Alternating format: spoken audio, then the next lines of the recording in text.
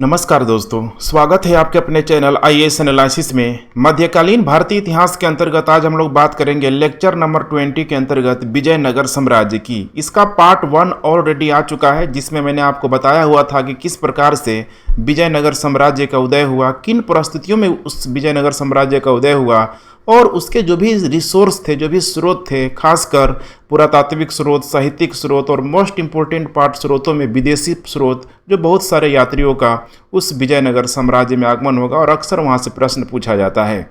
अब यहाँ पे देखेंगे तो इस विजयनगर साम्राज्य के अंतर्गत चार जो मोस्ट इम्पोर्टेंट जो वंश हैं, ठीक है, यहाँ पे जो शासक यहाँ पे हुए हैं, उन शासकों के द्वारा जो भी कार्य किया गया है, वैसे चीज़ों को यहाँ पे प्रीलिम्स एग्जाम में बार बार पूछा जाता है। जैसे कि संगम राजवंश में, ठीक है, यहाँ पे भी कुछ प्रमुख शासक हुए, जैसे हरिहर बुक्का हो गया। इसके साथ साथ देवराय द्वितीय का नाम आएगा, मोस्ट इंपोर्टेंट यहाँ पे शासक होगा। उसके बाद यहाँ पे देखिए सालू वंश आएगा, जो बहुत ही छोटे टाइम पीरियड के लिए यहाँ पे रहेगा, बहुत अधिक इंपॉर्टेंट नहीं है, लेकिन इसे भी हम लोग देखेंगे। फाइनली यहाँ पे देखेंगे तुलु वंश के अंतर्गत, यहीं जब कृष्णदेव यहाँ पे राय आएगा तो विजयनगर साम्राज्य का एक बहुत बड़े एरिया में उसका साम्राज्य विस्तार होगा और उसमें सदाशिव वगैरह, ठीक है, कुछ शासक आएंगे जो अक्सर वहाँ से प्रश्न बनता है। उसके बाद फाइनली लास्ट में आएगा यहाँ पे आरवीडू वंश। चलिए अब बारी बारी से इन वंशों को हम लोग देखने का प्रयास करते हैं। नए लोग हैं तो चैनल को सब्सक्राइब कर लीजिए, कोई भी क्यूरी हो तो व्हाट्सअप करें, पीडीएफ के लिए इस टेलीग्राम चैनल को ज्वाइन कर सकते हैं। अब यहाँ पे यही है विजयनगर साम्राज्य। आज हम लोग देखेंगे, ठीक है, संगम राजवंश को और खासकर इस सालू वंश को, और फिर से जो दूसरा पार्ट में हम लोग कंक्लूड करेंगे इस तुलु वंश को और आरवीडू वंश को, ठीक है, चूँकि पूरा डिटेलिंग कराना है मुझे, वरना एक क्लास में मैं सारा चीज़ें आप लोगों को मैं यहाँ पे प्रोवाइड कर देता। 2 क्लास में पूरा पार्ट पूरी तरीके से कंप्लीट हो जाएगा। अब देखिए हम लोग बात करते हैं संगम वंश की, ठीक है। तो पूरा का पूरा जो एरिया आप देख रहे हैं वर्तमान में, अगर देखा जाए तो महाराष्ट्र से लेके कर्नाटक हो गया, केरला हो गया, तमिलनाडु हो गया, तेलंगाना हो गया, आंध्र प्रदेश हो गया, ये लगभग, ठीक है, 5 क्षेत्रों में इतना बड़ा जो क्षेत्र यहाँ पे इसका फैला हुआ था। तो अचानक तो इतना बड़ा नहीं हो जाएगा। जैसे कि दिल्ली सल्तनत की स्थापना हुई थी, एक सीमित दिल्ली तक के एरिया तक वो सीमित था, लेकिन कैसे धीरे धीरे आने वाले जो भी, ठीक है, कई सारा वंश आया और तुगलक वंश के समय दिल्ली सल्तनत का एक बहुत बड़ा विहंगम रूप देखने के लिए मिलता है। ठीक यहाँ पे भी जो विजयनगर साम्राज्य को आप देख पा रहे हैं, ये खासकर कृष्णदेव राय के समय देखेंगे तो एक बहुत बड़ा जो एरिया पूरा का पूरा आपको यहाँ पे दिखाई देगा। तो इसकी जो ओरिजिन होती है, शुरुआत होती है इसी संगम वंश से होती है और इसकी स्थापना कर्नाटक में देखेंगे तो बिल्कुल ही जो कृष्णा नदी की जो सहायक नदी है तुंगभद्रा नदी, ध्यान रखिएगा, तुंगभद्रा नदी के तट पर वहीं पे एक स्थान का नाम है अनेगुंडी के पास यहाँ पे हुआ था। इसमें, ठीक है, जिसके द्वारा स्थापना किया गया था, उन लोगों के जो पिता का नाम था भावना संगम, ध्यान रखिएगा, पूरा का पूरा नाम था भावना संगम। ये एक यादव कम्युनिटी के गौपालक समुदाय के यहाँ पे लोग थे और इसी के 5 पुत्रों में 2 पुत्र माना जाता है। मोस्ट इम्पोर्टेंट जो योग्य पुत्र थे हरिहर और बुक्का 1336 ईस्वी में इस विजयनगर साम्राज्य की स्थापना की, अर्थात आप कह सकते हैं कि संगम वंश की स्थापना की। अब ये संगम वंश, ध्यान रखिएगा, वो संगम काल नहीं है जो कि ईसा पूर्व, ठीक है, ईस्वी में हुआ था, खासकर चेर चोल, ठीक है, पांड्या जैसे वहाँ पे जो राजवंशों का उदय हुआ था, वो चीज़ नहीं है, यहाँ पे ध्यान रखिएगा। ये भावना संगम के नाम पे इस संगम वंश की स्थापना यहाँ पे हुई है, तो बिल्कुल यहाँ पे कन्फ्यूजन नहीं पालना है आप लोगों को। अब हरिहर और बुक्का की मैंने पिछले क्लास में कहानी बताया हुआ था कि किस प्रकार से, ठीक है, उस सबको पूरी तरीके से मोहम्मद बिन तुगलक के द्वारा धर्मांतरण करवाया गया था और फिर से वो सब आएगा, दक्षिण जब अभियान के लिए आएगा तो उसी समय विद्याधर के प्रभाव में आके पुनः अपना हिंदू धर्म में कन्वर्जन करवाने के फलस्वरूप और तब जाके वो सब विजयनगर साम्राज्य की, अर्थात संगम वंश की, वहीं पे स्थापना करेगा। तो देख पा रहे हैं यहाँ पे इस सब की जो प्रारंभिक जो राजधानी थी, ध्यान रखिएगा, अनेगुंडी थी और वहीं से, ठीक है, ये सब अपना पूरी तरीके से जो भी प्रशासनिक नीतियों को लागू करना शुरू किया, अपना साम्राज्य विस्तार करना शुरू किया। अब यहाँ पे देख पा रहे हैं जो शासक हैं, संगम जो शासक हैं, लिस्ट काफ़ी लंबी चौड़ी है, देख के आपको, ठीक है, बिल्कुल डरना नहीं है, बिल्कुल कॉन्फिडेंट रहना है, क्योंकि सारे शासकों को आपको जानने की ज़रूरत नहीं है। बस मैंने एक सीक्वेंस के रूप में डालने के लिए इन शासकों को यहाँ पे दिया हुआ है। जैसे कि और भी शासक हैं यहाँ पे, आप लोग थोड़ा सा एक बार कंप्लीट देख ही लीजिए, ठीक है। उसके बाद से देखिए जो भी इम्पोर्टेंट शासक है मैंने ऑलरेडी हाईलाइट कर दिया है। जैसे कि इसमें देखेंगे हरिहर राय प्रथम है, फिर उसका भाई यहाँ पे होगा बुक्का राय प्रथम होगा, हरिहर राय द्वितीय होगा। उसके बाद से कुछ यहाँ पे शासक आएंगे, खासकर इसी आप देख पा रहे हैं हरिहर राय जो द्वितीय है उसी के पुत्र के रूप में सब आएगा। उसके बाद से यहाँ पे ठीक है 3 पुत्र होगा यहाँ पे हरिहर राय द्वितीय का, और फाइनली देव राय प्रथम से आपको ठीक है जानना है। देव राय प्रथम के बाद से माना जाता है कि बहुत अधिक शासकों का जो क्रम है बहुत अधिक स्पष्ट नहीं है, लेकिन फिर भी माना जाता है कि देव राय द्वितीय इस वंश का सबसे ही आप कह सकते हैं कि एक योग्यतम शासकों में से एक हुआ, उसको महानतम शासकों की कैटेगरी में रखा जाता है। क्यों रखा गया है ठीक है आगे आप लोग जानेंगे। उसके बाद से देखिए यहाँ पे मल्लिकार्जुन राय आ जाएगा। लास्ट जो शासक होगा विरूपाक्ष राय द्वितीय होगा, ध्यान रखिएगा लास्ट शासक। अब यहाँ पे मैं ऐसा क्यों कह रहा हूँ तो चूंकि आपको नीचे आपको दिखाई दे रहा होगा प्रौढ़ राय। अब यहाँ पे देखिए इतिहासकारों में काफ़ी कंट्रोवर्सी है, जैसे यहाँ पे यूपी पीसीएस वगैरह एग्जाम में पूछा गया है कि लास्ट शासक कौन है, तो यूपी पीसीएस आयोग के द्वारा अंतिम शासक को दिखाया गया विरूपाक्ष राय द्वितीय यहाँ पे दिखाया गया है, लेकिन कहीं कहीं यहाँ पे एक बुक में प्रौढ़ राय को भी दिया गया है। तो ऑप्शन में कोई एक ही ध्यान रखिएगा अंतिम शासक को देगा, या तो विरूपाक्ष राय को देगा या प्रौढ़ राय को देगा, तो इसीलिए मैंने इस प्रौढ़ राय को भी शामिल किया है। ज़्यादा संभावना है विरूपाक्ष राय को देगा, यहीं से आपका जो भी आंसर होगा ठीक है पूरी तरीके से सही हो जाएगा। क्योंकि अंतिम शासक को आप किसी भी वंश को पढ़ते हैं ना तो अंतिम शासक को हमेशा ध्यान में रख के चलिए, वहाँ से प्रश्न बनता ही बनता है। अब इसको आसान तरीके से बनाने के लिए यहाँ पे मैंने ठीक है जो शासक है उनको मैंने इंडिकेट कर दिया। जैसे हरिहर राय प्रथम ये बिल्कुल ही निसंतान होगा, इसका कोई पुत्र नहीं होगा। और फिर इसका जो भाई ध्यान रखिएगा बुक्का राय प्रथम, यही बुक कहीं बुक बोला जाता है या कहीं बुक्का बोला जाता है, तो बुक्का राय प्रथम आएगा। अब इस बुक्का राय जो प्रथम का जो पुत्र होगा ये होगा यहाँ पे हरिहर राय द्वितीय। ध्यान से आप लोग देखते चलिए, यहीं से इक्वेशन बना लीजिए, फिर रटने की जरूरत आपको नहीं पड़ेगी। अब हरिहर राय द्वितीय के बाद से ध्यान रखिएगा इसका जो पुत्र होगा देव राय प्रथम। 3 पुत्र होगा, 3 पुत्रों में सबसे जो योग्य पुत्र होगा इसका यही देव राय प्रथम होगा, जो कि बहमनी साम्राज्य से बेचारा ये हार जाएगा।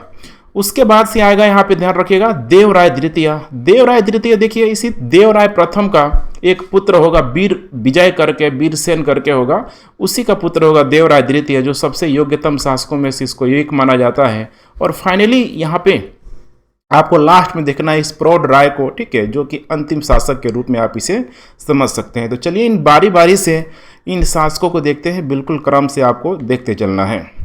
जैसे कि प्रथम यहाँ पे है हरिहर प्रथम 1336 से लेकर लगभग आप देख रहे हैं 1356 तक, यही है उसका ठीक है जो अभिलेखीय जो आप कह सकते हैं कि साक्ष्य के रूप में उसका जो इमेज है, इसी प्रकार से यहाँ पे वर्तमान में पुरातत्वविदों के द्वारा खोजा गया है। माना जाता है कि 18 अप्रैल 1336 को ठीक है, डेट याद रखिएगा चूंकि ये विजयनगर की स्थापना का डेट है, अर्थात संगम वंश की स्थापना का डेट है। 18 अप्रैल 1336 को हिंदू रीति रिवाजों के अनुसार विरूपाक्ष ठीक है जो देवता है जो ठीक है शिव का ही आप एक रूप आप कह सकते हैं, उन्हीं को पूरी तरीके से मैंने होता है ना कि उनके सामने एकदम घोषित रूप में जाके अपना राज्य अभिषेक करवाएगा उनको मानते हुए, चूंकि अब वो हिंदू यहाँ पे बन चुका था पुनः धर्मांतरण के माध्यम से। अब यहाँ पे इसने जो अपनी राजधानी बनाई अनेगोंडी को बनाया, जो बिल्कुल ही तुंगभद्रा नदी के तट पे आपको देखने के लिए मिल जाएगा। और देखेंगे आप तो उस समय यहाँ पे ठीक है जब यही जो एरिया है लगभग वर्तमान में जो विजयनगर साम्राज्य का कर्नाटक में स्थित ठीक है हम्पी भी इसको बोला जाता है, तो यहाँ पे देखेंगे तो इधर मदुरै हो जाएगा, ऊपर देवगिरी, ऊपर जो ऑलरेडी कभी जो शासक हुआ करता था देखिए जो दौलताबाद को राजधानी बनाया था मोहम्मद बिन तुगलक, यही देवगिरी है, ध्यान रखिएगा देवगिरी जिसको दौलताबाद ही बोला जाता है वर्तमान में महाराष्ट्र में, वहाँ दिल्ली सल्तनत के अधीन कार्य कर रहा होता है कुतलुक खां। मैंने ये कभी भी नहीं चाहेगा कि दिल्ली सल्तनत से कोई क्षेत्र अलग हो जाए। और आपको पता होना चाहिए कि मोहम्मद बिन तुगलक के समय जो भी ये मदुरै हो गया, मैसूर हो गया, होयसल वाला एरिया हो गया, ये सब अपने आप को सेपरेट ठीक है करने में लगे हुए थे। और फाइनली यहीं पे बहमनी साम्राज्य की भी स्थापना हो जाएगा। तो कुल मिला के देखेंगे तो ये चारों तरफ से ये पे घिरा हुआ था, सीमा विवाद इसका होना स्वाभाविक था। अब देखिए कैसे इन सबसे निपटेगा और पूरे के पूरे इस एरिया में इतना बड़ा साम्राज्य का पूरी तरीके से डेवलपमेंट होगा, साम्राज्य विस्तार होगा, यही तो आपको जानना है। और इस जानने के क्रम में बहुत सारी बातों को आपको जानने का अवसर मिलेगा। इसने क्या किया तो देखिए दुर्गों को शक्तिशाली बनाना शुरू किया, क्योंकि ये लगभग देखेंगे ना तो नीलगिरी के ऊपर का जो एरिया है बिल्कुल ही पहाड़ी एरिया है, और वैसे एरिया पे अगर दुर्ग बना देते हैं तो बड़ा मतलब आप कह सकते हैं कि बहुत ही मतलब सीमा सुरक्षा को लेकर बहुत शानदार होगा। जैसे एक समय हुआ करता था मगध साम्राज्य, ठीक है, मगध साम्राज्य का खासकर जो दक्षिणतम जो एरिया है, दक्षिण बिहार का एरिया है, ये ऑलरेडी देखिए प्रकृति सीमा होती है, ठीक है। जहाँ प्राकृतिक सीमा नहीं है वहाँ पे आप दुर्ग बना दीजिए, तो प्राकृतिक सीमा में जैसे पहाड़ वगैरह हो गया ऑलरेडी वो दुर्गों का काम करता है। तो कुछ कुछ यही यहाँ पे हाल था। इसने देखिए चालुक्यों की जो आप कह सकते हैं कि जो राजधानी थी बादामी, उस शहर को पुनर्जीवित किया, वहाँ पे किला में बनाया, और उदयगिरी में, यही उदयगिरी आपको समझना है, ठीक है, वहाँ पे भी इसने किला बनाने का काम किया। तो कुल मिला के अपने क्षेत्रों को ये देखिए पूरी तरीके से सुदृढ़ कर रहा है, व्यवस्थित कर रहा है। सबसे समस्या होगा यहीं पे आप जान लीजिए बहमनी राज्य से, इसका ध्यान रखिएगा, बहमनी राज्य से इस विजयनगर साम्राज्य का 36 का यहाँ पे आंकड़ा चलते रहेगा, लगभग 200 वर्षों का, ध्यान से देखते चलिए, 200 वर्षों तक का, जब तक ये पूरी तरीके से खत्म नहीं हो जाएगा तब तक इन दोनों का संघर्ष यहाँ पे चलते रहेगा। और मैंने बताया भी था कि अंतिम रूप से जब तालिकोटा या फिर राक्षसी तांगड़ी का जब युद्ध होगा तो उसमें फाइनली इस विजयनगर साम्राज्य का पतन होना प्रारंभ हो जाएगा।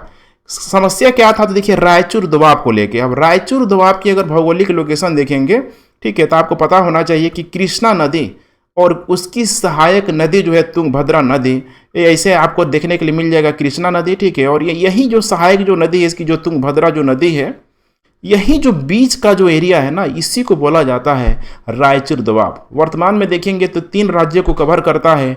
एक तो हो जाएगा, ठीक है, कर्नाटक का एरिया हो जाएगा, और एक हो जाएगा आपको, ठीक है, वो इधर देखेंगे तो तेलंगाना का एरिया हो जाएगा, और कुछ कुछ जो भाग देखेंगे, ठीक है, तो नीचे आपको, ठीक है, जो नीलगिरी का जो एरिया है इधर भी आपको होते हुए आपको दिखाई देगा। तो कुल मिला के 2 से 3 स्टेट यहाँ पे माना जाता है रायचूर दोआब को लेके, जो बहुत बड़ी यहाँ पे समस्या का कारण था इन बहमनी साम्राज्य के बीच और दूसरी तरफ विजयनगर साम्राज्य के बीच। देख पा रहे हैं लगभग 200 वर्षों तक इनका संघर्ष कंटिन्यू रूप से यहाँ पे चलता रहेगा।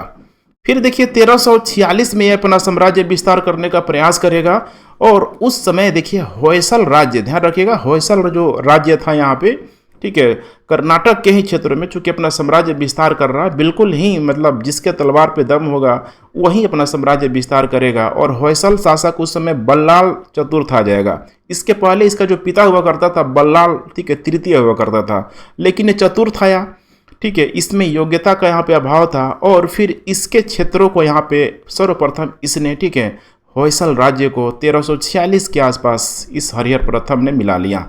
अब यहाँ पे आपको समझना है कि हरिहर प्रथम देखिए निसंतान था, और बहुत ही अधिक जो इसका जो सहायता कर रहा था इसका भाई कर रहा था। बिल्कुल ही मिल बांट के, मैंने होता है ना कि मिल बांट के अपना साम्राज्य विस्तार को करना, प्रशासन को चलाना, तो बुक्का भी यहाँ पे अपने भाई हरिहर का पूरी तरीके से सपोर्ट कर रहा है, और सारे का सारा जो युद्ध यहाँ पे लड़ रहा है तो बुक्का भी बाकायदा इसमें शामिल होगा। अब देखिए यहाँ पे क्या हो रहा है, 1352 में कह रहा है कि ये मदुरा विजय करेगा। अब मदुरा विजय करने के बाद वहाँ के शासक को पराजित किया गया, उसका जो, ठीक है, कुछ क्षेत्रों को अपने अंडर कंट्रोल में यहाँ पे किया गया, पूरी तरीके से इसको अभी नहीं मिलाया गया है।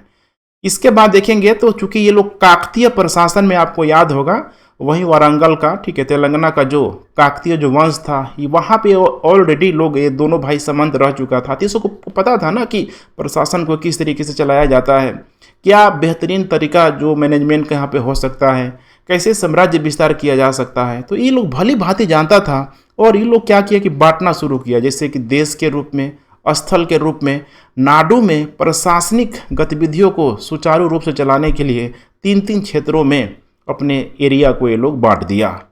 और देखिए स्थानीय प्रशासन तथा राजस्व संग्रह के लिए ये लोग अपना अधिकारियों की भी ये पूरी तरीके से नियुक्ति करने लगा। किसानों को बकायदा देखिए हरिहर जो प्रथम है राजस्व में रियायत देगा, बोलेगा कि चूंकि वो जो इलाका है देखेंगे ना, बिल्कुल आपको, ठीक है, ये जो इलाका है आपको दिखाई देगा, इधर तो दिखाई देगा आपको कि वृष्टि छाया क्षेत्र, चूंकि ये तो इलाका है पूरा का पूरा पहाड़ी वाला इलाका। मानसून जब इधर से एंट्री यहाँ पे मारती है तो देखिए पूरी तरीके से इन पहाड़ों की ऊंचाई को क्रॉस करके बारिश यहाँ पे नहीं हो पाती है। बीच में जो दर्रा बीच बीच में आपको बना होगा, गैप का जो एरिया होता है, यहीं से होके ये एरिया पे यहाँ पे बारिश होती है। तो कुल मिला के देखिए जो पश्चिमी जो घाट है, पश्चिमी घाट का जो पूर्वी जो क्षेत्र है, उसका अधिकतम जो एरिया होता है वृष्टि छाया क्षेत्र के रूप में आता है। मैंने वहाँ पे बहुत अधिक वर्षा नहीं होती है। तो बोला कि देखो भाई, जंगलों को जाओ, वहाँ पे साफ करो, जंगलों को साफ करो और खेती करने के लिए प्रोत्साहित किया, राजस्व में रियायत दे के कि जाओ भाई वहाँ इन्वेस्ट करो। अब समझिए, जितना बड़ा एरिया होगा प्रोडक्शन उतना ही अधिक होगा और रेवेन्यू भी शासक को उतनी ही अधिक मात्रा में मिलना शुरू हो जाएगा। 1956 में, सॉरी ठीक है, ये थोड़ा इसको आपको ठीक है करेक्शन कर लेना है, 1956 नहीं होगा, ठीक है, 1356 में इसकी यहाँ पे मृत्यु हो गई। चूंकि ये निसंतान था तो फिर अब अगला जो शासक होगा इसका भाई बनेगा बुक्का प्रथम। टाइम पीरियड आपको ठीक है याद नहीं करना है, बस मैं बार बार बोलता हूँ कि मैं इसीलिए शामिल कर लेता हूँ ताकि एक मेंटली प्रेशर नहीं हो कि भैया कब से चल रहा था। ठीक है, याद नहीं करना है आपको, इसी तरीके से आप लोग देखते चलिए।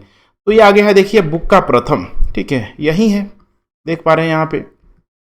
देखिए यहाँ पे क्या हो रहा है, ये चूंकि आते ही कुछ अपनी उपाधि धारण करेगा। माना जाता है कि वैदिक धर्म का अनुयायी था, चूंकि हिंदू, ध्यान रखिएगा ये लोग हिंदू शासक है और वेदों में उनकी बहुत अधिक आस्था थी, खासकर बुक्का की। तो वैदिक धर्म का अनुयायी बनेगा और इसी क्रम में ये वेद मार्ग परिस्थापक का ये उपाधि धारण करेगा।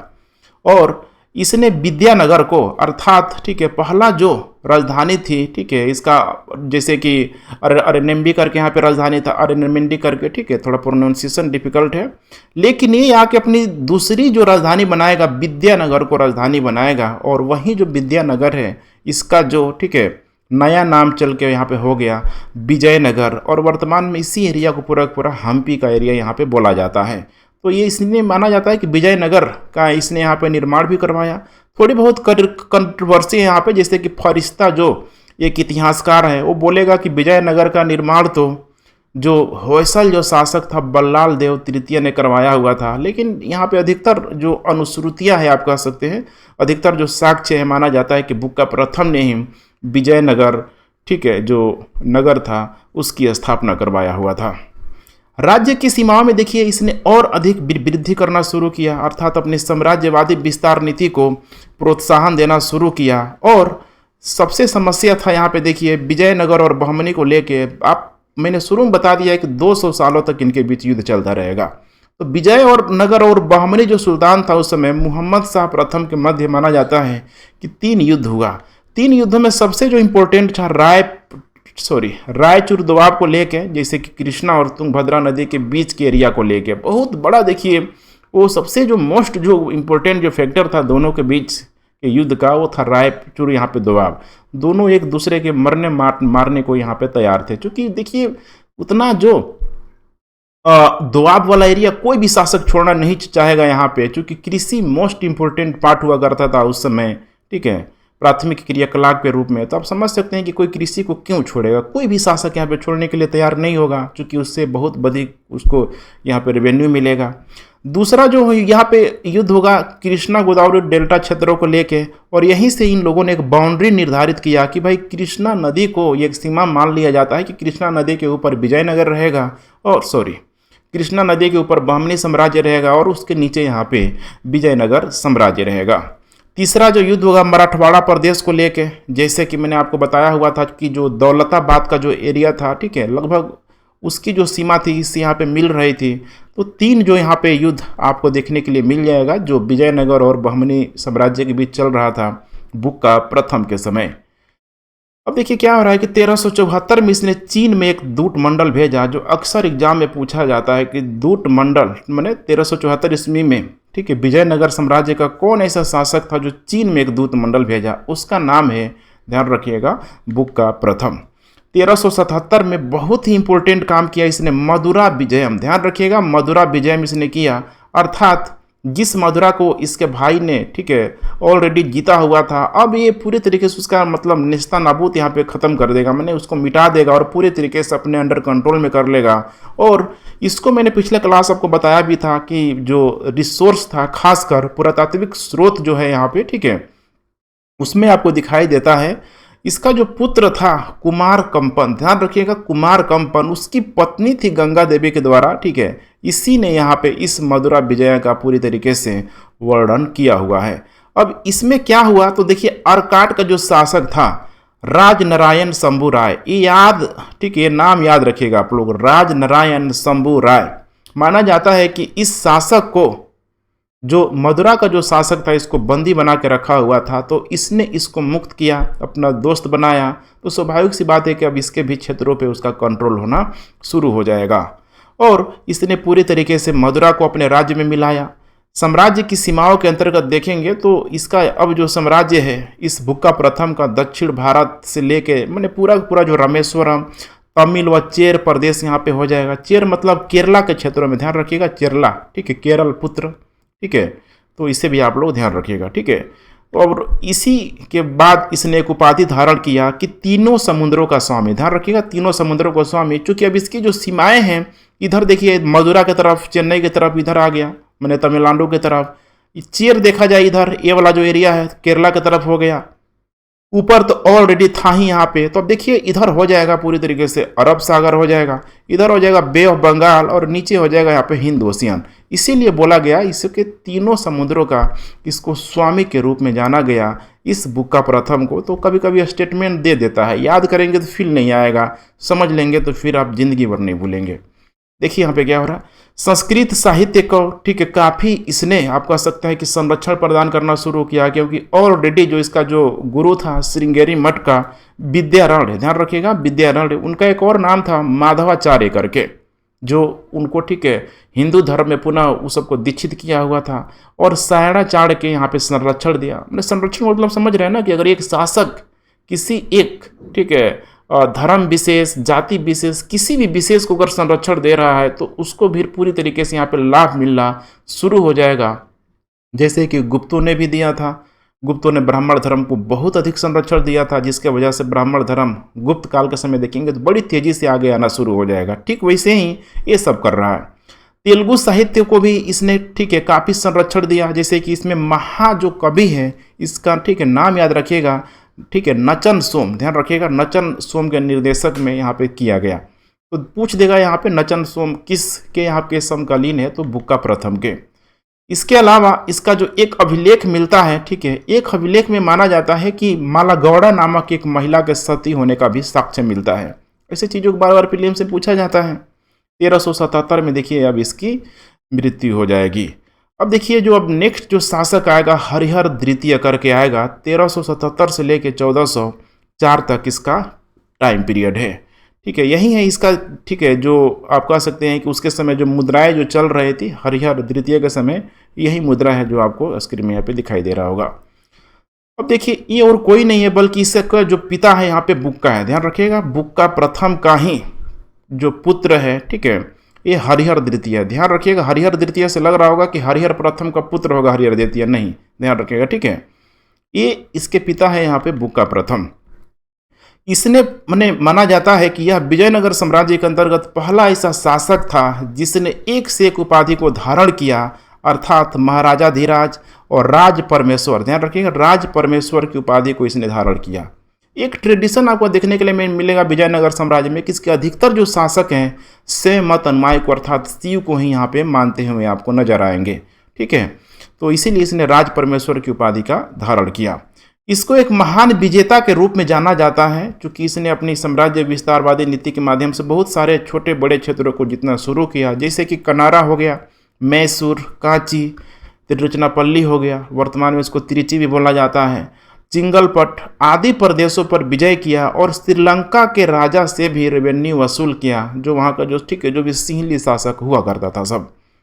बहमनी सुल्तान से देखिए यहाँ पे, ठीक है, उस समय एक बहमनी जो सुल्तान हुआ करता था ऊपर विजयनगर के ऊपर, जस्ट ऊपर देखेंगे तो अलाउद्दीन मुजाहिद, ठीक है, शाह बहमनी, ठीक है, इसका एक जो चचेरा भाई दाऊद के द्वारा इसकी यहाँ पे हत्या कर दी जाएगी। और जब इसकी हत्या हो जाएगी बहमनी उस बहमनी साम्राज्य के अंतर्गत, तो स्वाभाविक सी बात है कि एक उथल पुथल का दौर हो जाएगा। उसमें दुश्मनों की, ठीक है, पैनी नज़र पड़ी रहती है, और उसका दुश्मन जो था इधर, ठीक है, ऑलरेडी विजयनगर साम्राज्य में, अर्थात हरिहर राय द्वितीय था ही, मौका पे चौका मारना शुरू किया, और कोंकण पर ध्यान रखिएगा इसने आक्रमण कर दिया।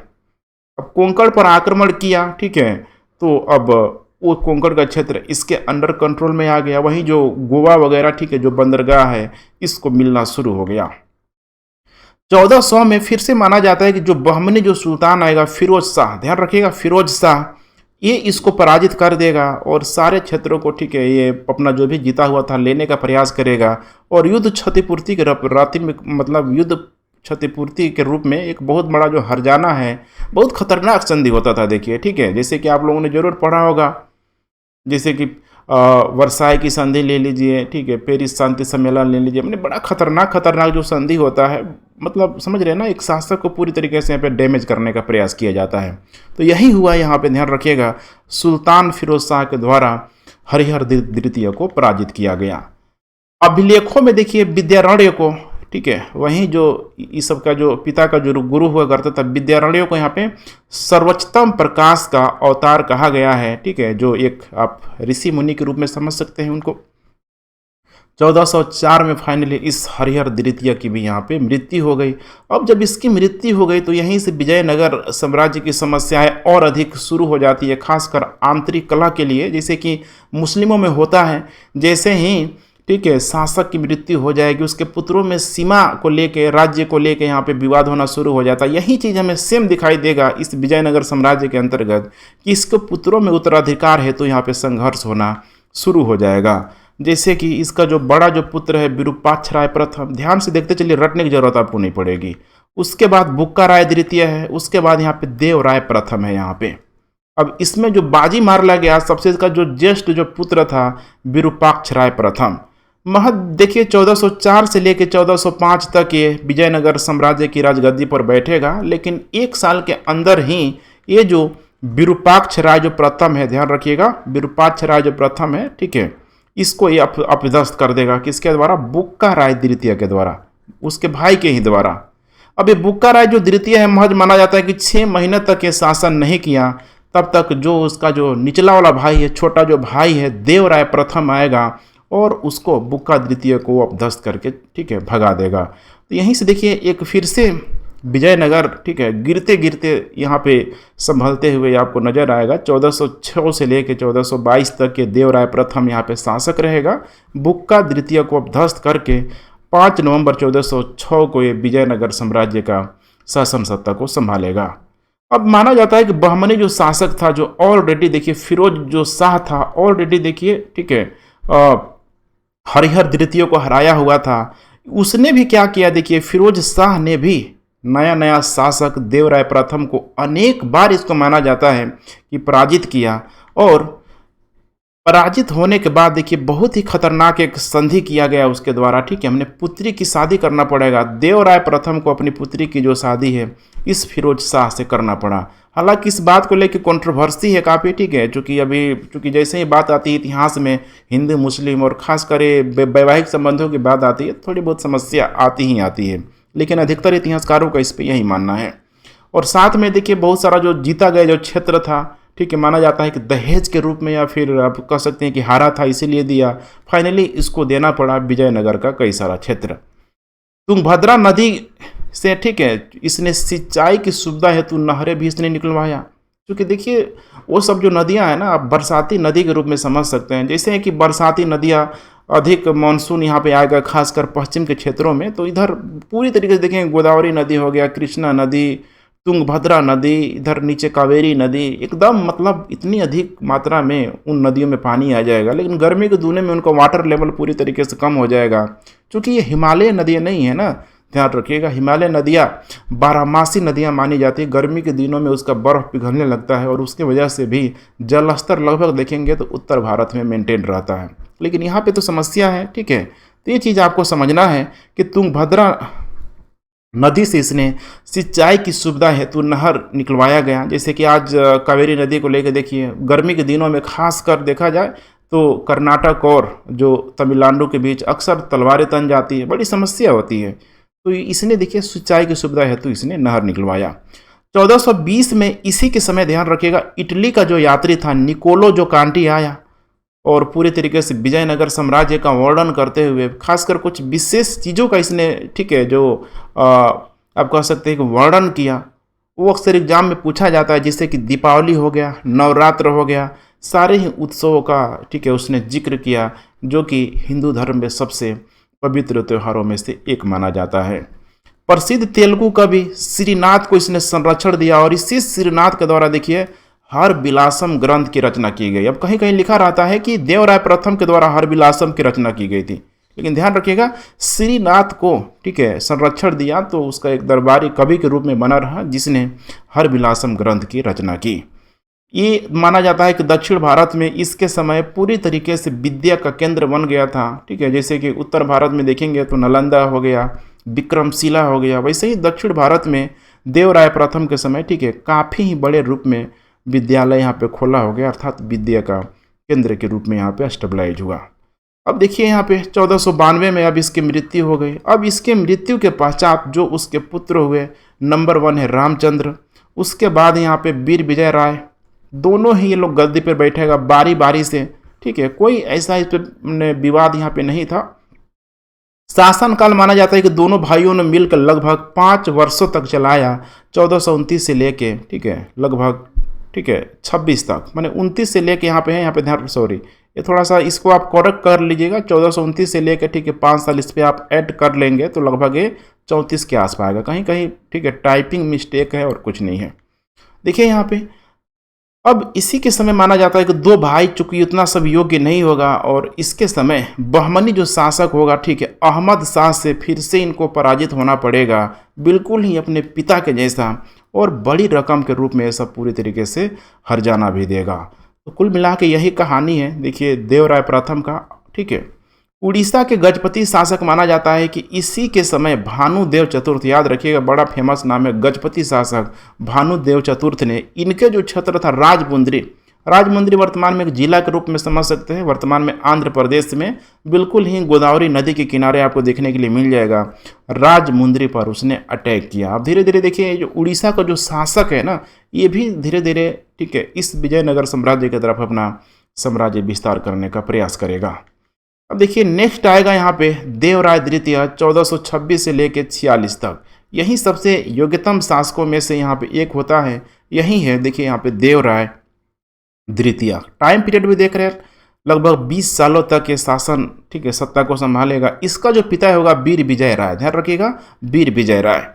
अब इस संगम वंश के महानतम शासकों की कैटेगरी में इसको शामिल किया जाता है और इसने कुछ उपाधि धारण की, जैसे कि इमादी देवराय, गजबेटकार, हाथियों का शिकारी था। मैंने बताया था नीलगिरी का जो एरिया है वहाँ पे ठीक है काफ़ी बड़े मात्रा में आप देखेंगे तो हाथियों की संख्या आज भी पाई जाती है। तो हाथी वगैरह वो ठीक है उस समय बना के ठीक है वो सबको अपने अंडर कंट्रोल में करके सेना वगैरह में खूब उसका प्रयोग किया जाता था। शिकार भी गजब ठीक है ज़बरदस्त तरीके से होता था। प्रजा लोग साक्षात इसको देवराय द्वितीय को इंद्र का अवतार मानती थी, और माने भी क्यों ना ठीक है इसके कार्यों की वजह से मानती थी। इसने अपने साम्राज्यवादी विस्तार नीतियों को बढ़ाते हुए देखा कि भाई बहमनी साम्राज्य से हमारी ठीक है कई सारी पीढ़ियां लड़ते हुए नजर आ रही है, और अधिकतर देखेंगे उस समय तो बहमनी साम्राज्य का पलड़ा भारी था विजयनगर साम्राज्य के कंपेरिजन में। तो पूरा निरीक्षण करेगा, देखेगा कि बहमनी साम्राज्य में घुड़सवार बहुत खतरनाक है, सब खासकर मुस्लिम घुड़सवार, तीरंदाज वहाँ का बहुत सब अच्छा है।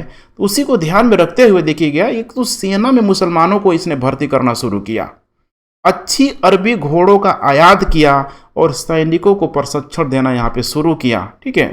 पूरी तरीके से देखिए सेना में इसने आमूल चूक परिवर्तन ला दिया। अब यहीं से देखेंगे तो धीरे धीरे अब विजयनगर साम्राज्य जो है ठीक है लगभग बहमनी साम्राज्य का भी ये सब टक्कर देते हुए नजर आएगा। तो ध्यान रखिएगा घोड़ा और मुस्लिम जो लोगों की भर्ती इसी ने किया, किसने तो देवराय द्वितीय ने। इसके अलावा इसने अपने साम्राज्यवादी विस्तार नीति के तहत जैसे कोदविंद देश था उस समय छोटा छोटा क्षेत्र था, ठीक है। इसके अलावा श्रीलंका हो गया, केरल को अपने इसने साम्राज्य में मिलाया। जब इन सारे ही क्षेत्रों को अपने साम्राज्य में मिला लिया तो इसने अपने ठीक है एक उपाधि धारण किया जिसको बोला गया दक्षिणी समुद्र का स्वामी। उड़ीसा के गजपति को इसने 3 बार पराजित किया, अर्थात ठीक है जो इसके पिता को पराजित किया था गजपति के द्वारा, हमने गजपति के द्वारा जो शासक था 3 बार पराजित किया। डेट इतना इंपॉर्टेंट नहीं है, बस याद रखिएगा उड़ीसा के शासक को किसने पराजित किया तो देवराय द्वितीय के द्वारा पराजित किया गया। धार्मिक दृष्टि से भी माना जाता है कि काफ़ी यह उदार शासक हैं। अब उदार यहाँ पे क्यों हो, देखिए हिंदू धर्म को होते हुए भी बाकी देखिए मुस्लिमों को अपने सेना में भर्ती कर रहा है। इसके अलावा दक्षिण में बौद्ध और जैन धर्म भी देखेंगे तो अच्छी खासी मात्रा में उस समय प्रचलन में था यहाँ पे, तो सबको यहाँ पे देखिए ठीक है काफ़ी यहाँ पे आप कह सकते हैं कि संरक्षण देगा। कवियों व साहित्यकारों को भी संरक्षण देगा, जैसे कि तेलुगु कवि श्रीनाथ ने, ध्यान रखिएगा, तेलुगु कवि जो श्रीनाथ था, ठीक है, इसने क्या किया था, इसके दरबारी कवि दिनदिमा को इसने पराजित कर दिया। पराजित मतलब उस समय समझ रहे हैं ना, आप कह सकते हैं कि पूरी तरीके से विद्या का जो पूरी तरीके से अब कंपटीशन होता था, साहित्य का कंपटीशन होता था, तो दिनदिमा विजय द्वितीय का, ठीक है, इसका दरबारी कवि हुआ करता था, और श्रीनाथ ने इसको जैसे पराजित किया, इसको कवि सार्वभौम की इसको उपाधि दिया गया श्रीनाथ को। और माना जाता है कि ठीक है अपने दरबार में जब ठीक है एंट्री करवाया, बुलाया, ठीक है, मैंने विजित होने के बाद सोने के सिक्कों से इसको पूरी तरीके से ढक दिया गया, मैंने एकदम लुटाया गया, ठीक है। 1443 में इसी के समय आएगा फारस का, ठीक है, जो प्रसिद्ध जो सूफी यात्री के रूप में जाना जाता है अब्दुल रज्जाक, यहीं आएगा विजयनगर, जो ईरान का जो शाह था, शाहरुख याद होगा आपको, ठीक है, तैमूर लंग का जो पुत्र था, उसी का, ठीक है, राजदूत के रूप में, राजनयिक के रूप में ये विजयनगर साम्राज्य में आएगा, जिसका नाम है अब्दुल रज्जाक, ध्यान रखिएगा अब्दुल रज्जाक। उसने आते ही एक बड़ा शानदार ही वर्णन किया, जो कि अक्सर एग्जाम में लाइन दे देता है कि विजयनगर जैसा, ठीक है, न इस पृथ्वी पर कहीं देखा था और न सुना था। अस्कार माने भाव यही है कि इतना सुंदर था, इतना भव्य था विजयनगर, जो कि भाई इतना सुंदर जो जगह है मैंने अभी तक इस पृथ्वी लोक पे नहीं देखा था। तो ध्यान रखिएगा, बोला गया किसके द्वारा, अब्दुल रज्जाक के द्वारा बोला गया है। इसी के समय प्रसिद्ध जो मंदिर था विट्ठल स्वामी, बहुत ही फेमस मंदिर है, ठीक है, विट्ठल स्वामी आप गूगल में सर्च मारेंगे, उनके बहुत बड़ी, ठीक है, विट्ठल स्वामी का मूर्ति मिल जाएगा। यहीं विठवा भगवान देखिएगा, आगे चल के महाराष्ट्र में जब आप लोगों को मैं भक्ति आंदोलन पढ़ाऊंगा तो विठवा भगवान होंगे बहुत अधिक फेमस होंगे, जो महाराष्ट्र का एकीकरण करने में वहाँ पे, ठीक है, मैंने महाराष्ट्र का एकीकरण करने इन द सेंस की भाषा के दृष्टिकोण से, धर्म के दृष्टिकोण से, जाति के दृष्टिकोण से, सबको वहाँ पे समान कर दिया जाएगा। भक्ति आंदोलन में आप इसका एक पार्ट आएगा, आपको बहुत अच्छे तरीके से समझ में आएगा। ध्यान रखिएगा, विट्ठल स्वामी के मंदिर का निर्माण कार्य इसी के समय यहाँ पे शुरू हो जाएगा, देवराय द्वितीय के समय। और आगे चल के जब अगला जो शासक आएगा, ठीक है, ध्यान रखिएगा, अगला जो शासक नहीं कहेंगे, अगला जो वंश आएगा, ठीक है, उसमें एक, ठीक है, अच्युत राय करके आएगा, ध्यान रखिएगा अच्युत राय। उसके समय माना जाता है कि आंशिक रूप से ये जो कार्य होगा पूरी तरीके से मतलब पूरा होता हुआ शुरू हो जाएगा। जैसे आपको याद होगा, ठीक है, जो कुतुब मीनार था, कुतुब मीनार को कैसे कुतुबुद्दीन ऐबक ने नींव रखा, फिर उसको इल्तुतमिश ने बनवाया, फिरोज शाह तुगलक ने उसका रिपेयरिंग करवाया, तो वैसे ही यहाँ पे विट्ठल स्वामी, ठीक है, का जो मंदिर है। कुमार व्यास ने कन्नड़ भाषा का इसी के समय का जो समकालीन, ठीक है, प्रसिद्ध ग्रंथ लिखा, जिसको भारत या भारतम बोला जाता है। स्वयं ये भी बहुत बड़ा विद्वान था, देवराय द्वितीय। इसने कन्नड़ में देखिए सोबागेना सोने लिखा, इसका मतलब कि रोमानी कहानियों का संग्रह होता है ना, रोमानी कहानी समझिए, एकदम मतलब लगेगा कि पढ़ के गजब का आपको फील आएगा, ठीक है। संस्कृत में महानाटक लिखा, जिसको सुधा निधि बोला गया। ब्रह्मसूत्र पे इसने टीका की रचना किया, बहुत ही फेमस ग्रंथ ब्रह्मसूत्र। तो देखिए बहुत अच्छे तरीके से इसको आता था, लेकिन फाइनली यही था कि 1446 में अब इसकी मृत्यु हो गई। अब देखिए इसकी मृत्यु के बाद अब अगला शासक आ रहा है मल्लिकार्जुन, 1446 से लेकर 66 तक, ये भी लगभग, ठीक है, 20 सालों तक, ठीक है, उस संगम वंश के अंतर्गत विजयनगर साम्राज्य के अंतर्गत यहाँ पे शासक रहेगा। 1447 में देखिए देवराय द्वितीय का ये, ठीक है, पुत्र होगा। 1446-47 में एक आध साल का आपको गैप को लेकर माइंड करके नहीं चलना है, ध्यान रखिएगा, ठीक है। एग्जैक्ट आप जितनी किताब देखेंगे ना, डेट का अंतर आपको देखने के लिए जरूर मिलेगा। 1446-47 में देवराय द्वितीय का ये पुत्र था मल्लिकार्जुन, ठीक है।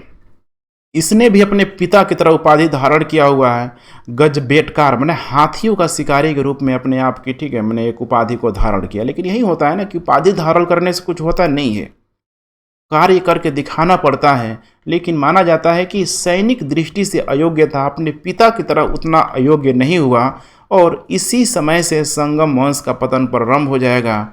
और देखिए उड़ीसा के जो गजपति जो शासक था उस समय आ गया था कपिलेश्वर ने, ठीक है, उस समय था इसके समकालीन जो इसको, ठीक है, हराया। प्रताप रुद्र के एक लेख में गजपति राजा के बारे में लिखा गया है, जो उड़ीसा का जो गजपति राजा है, ये ध्यान से देखते चलिए, ठीक है। इसने बोला कि कर्नाटक राजा की भेड़ों के लिए जम्हाई लेने वाला एक शेर था। मतलब सोचिए, इसको शेर बताया जा रहा है गजपति शासक को, और कर्नाटक के शासक को अर्थात विजयनगर के शासक को भेड़िया बताया जा रहा है। अब सोचिए, भेड़िया और शेर में लड़ेगा तो ठीक है, शेर तो पूरी तरीके से भेड़िया का शिकार करेगा ही करेगा, मैंने शेर अकेला चलेगा, भेड़िया झुंड में चलेंगे, ठीक है। तो कुछ यही यहाँ पे भाव है। तो आप देख पा रहे हैं, ठीक है, यहीं से इसका पतन प्रारंभ हो गया। उड़ीसा के शासक गजपति ने इसको पराजित कर दिया। आगे चल के देखिए, बहमनी सुल्तानों का भी यहाँ पे आक्रमण शुरू हो गया। कई अपमानजनक संधि करना पड़ा, और जब कई अपमानजनक संधि हो रहा है विजयनगर और बहमनी साम्राज्य के बीच, तो उसका सबसे जो मोस्ट इम्पोर्टेंट पार्ट होगा कि विजयनगर साम्राज्य के क्षेत्रों को, ठीक है, बहुत हद तक बहमनी शासकों के द्वारा यहाँ पे ले लिया जाएगा, छीन लिया जाएगा। हिंदू लेकिन संस्कृति के प्रति अपने वंश के शासकों का प्रेम इसने बनाए रखा। जैसे मंदिरों तथा ब्राह्मणों को बहुत सारा इसने अनुदान देना शुरू किया। 1451 में इसी के समय चीनी यात्री, बहुत इंपॉर्टेंट नाम, माहुआन, ध्यान रखिएगा, माहुआन, ये ठीक है, इसी के दरबार में आएगा। और 1465 में अब इसकी यहाँ पे मृत्यु हो जाएगी। अब देखिए नेक्स्ट जो शासक होगा विरूपाक्षराय द्वितीय, 1465 से लेकर 85 तक। देख रहे हैं ना, लगभग हर शासक आ रहा है 20 सालों तक शासन कर रहा है। मल्लिकार्जुन का माना जाता है कि यह एक चचेरा भाई हुआ करता था, और संगम वंश का इसी को अंतिम शासक के रूप में यहाँ पे माना जाता है, ध्यान रखिएगा, ठीक है, अंतिम शासक, ठीक है। अत्यंत विलासी किस्म का था, ठीक है। आंतरिक विद्रोह इसी के समय शुरू हो गया। विलासी था तो क्या होगा फिर, अपने ही लोग तो हावी हो ही जाएंगे, देखेंगे कि बिल्कुल अयोग्य है, और अयोग्यता का लाभ हर कोई उठाना चाहता है, और बाह्य आक्रमण भी शुरू हो जाएगा, खासकर उड़ीसा से। इसके अलावा जो बहमनी जो साम्राज्य है वहाँ से भी शुरू हो जाएगा, ठीक है। जैसे कि बहमनी सुल्तान था मुहम्मद शाह तृतीय के प्रधानमंत्री महमूद गवा ने गोवा पर अधिकार कर लिया। अब गोवा देखिए, यहाँ पे बिल्कुल जो ये एरिया है गोवा का, देखिए उस समय घोड़ों का ये सब आयात करता था, तो गोवा के बंदरगाहों से ही ये सब करता था। देखिए कितना डैमेज यहाँ पे इसको होते हुए दिखाई दे रहा है आप लोगों को, कि इसकी आर्थिक क्षति को बहुत अधिक नुकसान पहुँचा। व्यापार जो आयात निर्यात होता था उस गोवा के बंदरगाह से, उसको छीन लिया गया। अच्छी नस्ल के घोड़ों की आमद में भी प्रभावित हुई यहाँ पे, क्योंकि गोवा में बहुत तेज़ी से, ठीक है, आना जाना यहाँ पे लगा रहता था, घोड़ा सब लेके आता था खूब व्यापारी सब, खासकर अरब वगैरह के क्षेत्रों से। चंद्रगिरी के जो गवर्नर था, अब इसको लगा कि भाई ठीक है, मामला तो मेरा साफ हो रहा है, खत्म हो रहा है, तो उसी समय देखेंगे तो चंद्रगिरी का ध्यान रखिएगा, चंद्रगिरी का जो गवर्नर आएगा सामंत के रूप में आप इसी से समझ सकते हैं, सालू नरसिम्हा, ध्यान रखिएगा, सालू नरसिम्हा ने ही इस विजयनगर साम्राज्य की रक्षा की। रक्षा करने का कारण इसका यही था कि देखिए ये भी एक संबंध था उस विजयनगर साम्राज्य के अंतर्गत, और बहमनी साम्राज्य मैंने ऐसा लग रहा था कि पूरी तरीके से उसको घोट लेगा, लील लेगा उस विजयनगर साम्राज्य को। तो ये ठीक है, सामने आएगा अपना तलवार निकल के, ठीक है। शासक अयोग्य था। 1485 में देखिए विरूपाक्ष की माना जाता है कि उसके पुत्र ने ही हत्या कर दी। अब अगला जो शासक आएगा यही थोड़ा कंट्रोवर्सी का कारण बनता है, ठीक है, प्रौढ़ देवराय, ध्यान रखिएगा, प्रौढ़ देवराय। मैंने आपको शुरू में बताया हुआ था कि प्रौढ़ देवराय अंतिम शासक कितने बुक में माना जाता है, कितने में नहीं माना जाता है। एग्जाम्पल भी दिया था कि यूपीपीसीएस में जो पूछा गया था, अंतिम शासक देवराय, ठीक है, द्वितीय को यहाँ पे, सॉरी यहाँ पे जो है ना, यहाँ पे शासक विरूपाक्ष द्वितीय को ही यहाँ पे माना गया है, ध्यान रखिएगा, विरूपाक्ष द्वितीय को। लेकिन कहीं कहीं, ठीक है, यहाँ पे देख पा रहे हैं प्रौढ़ देवराय को भी यहाँ पे माना गया है। खैर आप लोग यहाँ पे देख लीजिएगा, ठीक है, विरूपाक्ष द्वितीय कहीं आप मान के चलिएगा। अब देखिए क्या हो रहा है, तो सालू नरसिंह के जो सेना नायक था नरसा नायक, ध्यान रखिएगा, नरसा नायक ने इसने राजमहल पर कब्जा कर लिया, जहाँ पे शासक का निवास स्थल होता था। अब यहाँ से बहुत बड़ा परिवर्तन आ जाएगा कि सालू नरसिंह को जो इसका जो, ठीक है, जो सेना नायक होगा नरसा नायक आमंत्रित करेगा कि भाई आओ और तुम सिंहासन पर यहाँ पे बैठ जाओ। जैसे कि दिल्ली सल्तनत के अंतर्गत आप लोगों ने जरूर देखा ही होगा कि कैसे, ठीक है, आमंत्रित किया गया था। ठीक वैसे ही देखिए यहाँ पे भी सालू नरसिंह के द्वारा, ठीक है, सिंहासन पर बैठने हेतु आमंत्रित इसको किया जा रहा है। देख रहे हैं यहाँ पे कितना यहाँ पे चेंज आ रहा है। जैसे कि जलालुद्दीन खिलजी को आपको याद होगा, ठीक है, कि कैसे जो वहाँ के अमीर लोगों ने मैंने उसका हाथ पकड़ के उस राजगद्दी पे बैठाया हुआ था, दिल्ली का सुल्तान बनाया हुआ था। ठीक वैसे ही इसके साथ यहाँ पे हो रहा है। माना जाता है कि इसी समय विजयनगर का पहली बार अपहरण हो गया, बलपहार हो गया, मैंने बलपहार, बल के द्वारा उस विजयनगर साम्राज्य की गद्दी पे, सालू वंश की गद्दी पे पूरी तरीके से कंट्रोल कर लिया गया। अब यहीं से देखिए संगम वंश का अंत हो गया, एक वंश कंप्लीट हो गया और सालू वंश का सिंहासन पर अधिकार हो गया। तो अगला अब हम लोग देखेंगे जो वंश होगा यही होगा, देखिए सालू वंश। टाइम पीरियड बहुत छोटा है, 1485 से लेके 1505 तक। चलिए इसे भी हम लोग देखते हैं। अब यही है, देखिए सालू नरसिंह के नेतृत्व में 1486 से लेकर 1491 तक रहेगा, लगभग 5 सालों तक ये शासक बन के रहेगा सालू नरसिंह। ठीक है, देखिए मल्लिका अर्जुन राय के काल में, जो कि संगम वंश के अंतर्गत अगर देखा जाए, ठीक है, तो वहाँ का शासक था। उसी के समय 1452 ईस्वी में इसको चंद्रगिरी का सामंत बनाया गया था और उसने उसको एक उपाधि दिया था, महामंडलेश्वर की उपाधि दिया हुआ था। ठीक है, और विजयनगर साम्राज्य को इसने विनाश से बचाया हुआ था, लेकिन विनाश से बचाया और खुद शासक की गद्दी पे भी ये बैठ गया। अरबी घोड़ों का आयात इसने पुनः प्रारंभ करना शुरू कर दिया, क्योंकि ध्यान रखिएगा संबंध था, इसको पता था कि क्या कूटनीतिक चाल होती है, कैसे सेना का संगठित करना यहाँ पे जरूरी है, अरबी घोड़ों को क्या इंपॉर्टेंस है, बखूबी बहुत अच्छे तरीके से सालू नरसिंह समझ रहा है। ओरमुज तथा अदन से घोड़े मंगवाता था, चूंकि अब ये शासक बन गया था तो मुंह मांगी कीमत देता था। मैंने घोड़ों की नस्ल होती है कई सारी, तेज तरार घोड़ों की नस्लों को यहाँ पे मंगाता था। इसने अपने साम्राज्यवादी विस्तार नीति के तहत देखिए तुलु प्रदेश, होन्नावर, बटकल, बाकनर तथा मंगलौर के बंदरगाहों को जीतने में इसको सफलता मिली। तो अपना साम्राज्य विस्तार भी कर रहा है, लेकिन उड़ीसा के, ठीक है, जो गजपति शासक था, गजपति शासक अब चेंज हो गया, पुरुषोत्तम से बेचारा पराजित हो गया, इसको बंदी बना लिया गया। और जब बंदी बनाया गया तो इससे जो उदयगिरी का किला, ध्यान रखिएगा, जो विजयनगर साम्राज्य के अंतर्गत था, उदयगिरी का किला ले लिया गया। आसपास के क्षेत्रों को इसके सौंपने पड़े, तब जाके इस, ठीक है, सालू नरसिंह को यहाँ पे छोड़ा गया।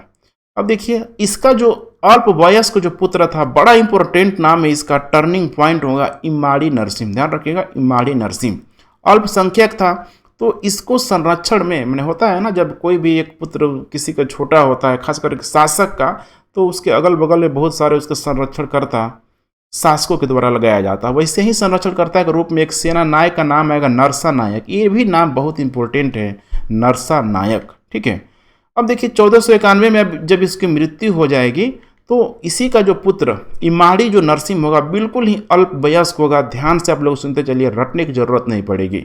अल्पवयस्क होगा, आपको पता होगा, अल्पायु होगा, और इसी का, ठीक है, सेनापति आप कह सकते हैं नरसा नायक। इसके ऑलरेडी पिता ने इसको, ठीक है, इसके संरक्षणकर्ता के रूप में चुना हुआ था। बेचारा देखिए अल्पवायु है, ठीक है, जैसे कि अकबर था, अकबर का संरक्षणकर्ता के रूप में बैरम खान था, उसकी धाई माँ थी। तो कैसे देखिए बैरम खान ने पूरी की पूरी जो राजनीतिक शक्ति अपने हाथों में केंद्रित करके रखा हुआ था, समझना है। ठीक वैसे ही था नरसा नायक, सारी शक्ति को, ठीक है, पूरी तरीके से अपने अंडर कंट्रोल में कर लिया। अब बेचारा इमाड़ी नरसिंह धीरे धीरे बड़ा भी हो रहा है। अब बड़ा हुआ तो थोड़ा ये विद्रोह करने लगा, तो इमाड़ी नरसिंह को देखिए अपने शासक को ही क्या करेगा, पेनुकोंडा के किले में कैद करेगा। पेनुकोंडा का किला वर्तमान में देखेंगे तो तमिलनाडु के एरिया में आपको देखने के लिए मिल जाएगा। ठीक है, जो, ठीक है, मद्रास शासकों के अंतर्गत कभी कभी हुआ करता था। ये अब अपना साम्राज्य विस्तार करना शुरू कर देगा। अब साम्राज्य विस्तार करेगा, देखिए शासक कौन है, इमाड़ी नरसिंह। ध्यान रखिएगा, इमाड़ी नरसिंह, लेकिन उसके सेनापति के रूप में अपना साम्राज्य विस्तार कर रहा है। रायचूर दोआब के अनेक किलों पर, ठीक है, चेर पांड्य राज्यों पर आक्रमण किया। अधीनता स्वीकार करने के लिए सबको ये बाध्य करेगा। और 1503 में बेचारा नरसा नायक की यहाँ पे मृत्यु हो जाएगी। अब यहाँ पे समझना है कि नरसा नायक की जब मृत्यु होगी तो इसके 2 पुत्र होगा। 2 पुत्रों में यहाँ पे आप देख पा रहे हैं, सबसे जो इसका जो बड़ा पुत्र होगा वीर नरसिंह, और दूसरा पुत्र सबसे इंपॉर्टेंट कृष्णदेव राय होगा। ध्यान रखिएगा, कृष्णदेव राय होगा। ठीक है, अब देखिए वीर नरसिंह आएगा और ये क्या करेगा, तो सालू नरसिंह की यहाँ पे, ठीक है, हत्या कर, सॉरी, ठीक है, ये जो है ना इमाड़ी नरसिंह, थोड़ा सा यहाँ पे एक मिस प्रिंटिंग हो गया है, आपको थोड़ा क्लियर करना है। सालू नरसिंह की जगह यहाँ पे रखना है, तो ऑलरेडी मर चुका है। इमाड़ी नरसिंह जो पेलीकोंडा, ठीक है, किला में कैद था, ठीक है, इमाड़ी नरसिंह की हत्या कर देगा। चूँकि इमाड़ी नरसिंह भी धीरे धीरे बढ़ने लगेगा। जब इसके वीर नरसिंह के जो वीर नरसिंह के जब पिता की जब मृत्यु हो जाएगी तो माना जाता है कि इमाड़ी नरसिंह शासन को पुनः केंद्रीकृत करना चाह रहा था, लेकिन अब तो उसका पुत्र आ गया है ना, वीर नरसिंह, किसी भी कीमत पे छोड़ने के लिए यहाँ पे तैयार नहीं होगा। ध्यान से आप लोग समझिए इसको। ठीक है, और विजयनगर साम्राज्य का माना जाता है कि यही द्वितीय अपहरण हो गया, अर्थात यहीं से सालुओं की जगह तुलु राजवंश की नींव पड़ गई। तो माना जाता है, प्रश्न पूछ लेगा कि सुलु राजवंश की नींव किसने डाली, तो इसमें जो नींव डालेगी वीर नरसिंह के द्वारा, वीर नरसिंह के द्वारा। क्योंकि देखिए नरसा जो नायक था ऑलरेडी, ठीक है, ये तो तुलु राजवंश का ही था, लेकिन वो अपना स्वतंत्र कभी शासन प्रशासन को नहीं चलाया, इमाड़ी नरसिंह के अंतर्गत ही चलाया, इसीलिए उसको एक स्वतंत्र शासक नहीं माना जाता, बल्कि उसको, ठीक है, पूरी तरीके से सुलु वंश के अंतर्गत ही यहाँ पे रखा जाता है।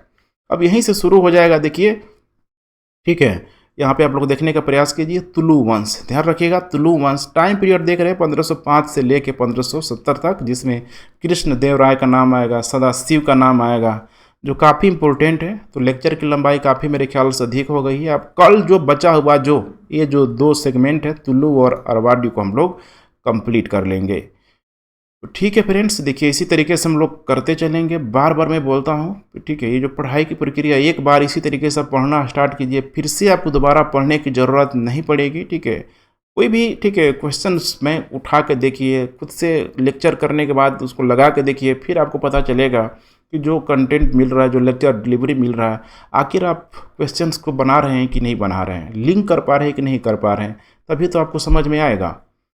तो ठीक है फ्रेंड्स, आशा करता हूं कि आप लोगों को लेक्चर पसंद आ रहा, अपना फीडबैक देते रहे, कमेंट करते रहे, शेयर सब्सक्राइब जरूर करें, एंड थैंक्स फॉर वॉचिंग। जय हिंद।